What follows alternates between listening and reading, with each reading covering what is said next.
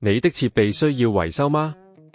我們提供免費診斷，我們上門取件和送件，無需致電或出行。維修前先發送報價，你確認後才繼續。簡單、透明、專業，連結在簡介裏。今次我哋會教你點樣為 HP17C1035 試有筆記本電腦更換電池，確保你可以自己動手維修，唔使再擔心電池壽命問題。首先，你需要準備好以下工具：一個十字螺絲刀、一把撬棒，仲有新電池。步驟1：關閉電腦，並且拔掉所有連接嘅電源線。步驟2：翻轉電腦，揾到電池嘅鎖扣位置。一般來講，HP17C1035 試有嘅電池鎖扣位於底部，將鎖扣推到解鎖嘅位置。步驟3：輕輕撬起電池，注意唔好用力過猛，以免損壞電池座。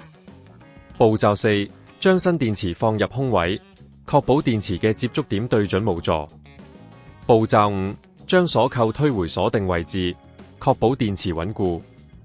步驟6：翻轉電腦，重新連接電源線，開機檢查電池是否正常運作。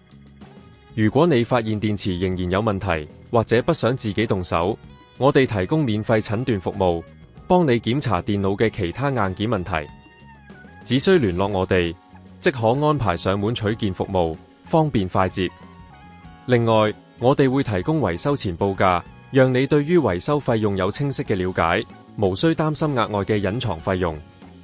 記得定期檢查你嘅電池狀況，保持設備嘅最佳性能，讓你無論工作還是遊戲，都能享受到流暢嘅使用體驗。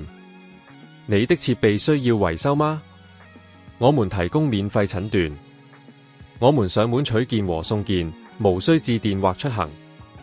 維修前先發送報價，你確認後才繼續。簡單、透明、專業，連結在簡介裏。